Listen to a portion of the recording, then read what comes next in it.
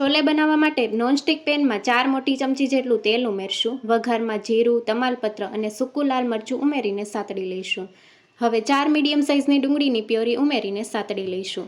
ડુંગળીનો colour change થઈ ગયો છે. 1 ચમચી આદુ લસણની પેસ્ટ અને 4 મીડિયમ સાઇઝના ટમેટાની પ્યોરી ઉમેરીને બધી વસ્તુને સારી રીતે મિક્સ કરી લઈશું. ટમેટાની પ્યોરી જલ્દી કૂક થઈ જાય તે માટે સ્વાદ પ્રમાણે મીઠું ઉમેરીને મિક્સ કરી લઈશું. મીડિયમ ગેસની ફ્લેમ ઉપર 4 થી 5 મિનિટ માટે થવા દઈશું.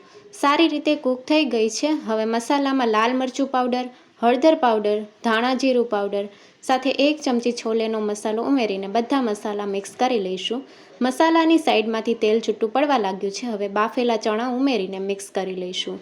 ચણાને ગ્રેવીમાં 1 મિનિટ માટે થવા દઈશું, જેથી મસાલાનો અને ગ્રેવીનો ફ્લેવર ચણામાં સારી રીતે આવી જશે.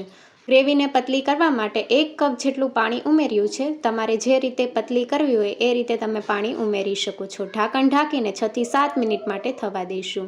6 મિનિટ થઈ ગઈ છે. સાઈડમાંથી તેલ પણ છૂટું પડવા લાગ્યું છે. છોલે સારી રીતે કૂક થઈ ગયા છે. હવે વઘાર રેડશું અને વઘાર રેડ્યા બાદ આપણે ઢાંકણ ઢાંકીને 2 મિનિટ માટે થવા દઈશું, જેથી સારી રીતે વઘારનો ફ્લેવર છોલેમાં આવી જશે. કોથમીરના પાન ઉમેરશું. રેસીપી ગમી હોય તો ચેનલને લાઇક, શેર અને સબસ્ક્રાઈબ કરો. Thank you for watching.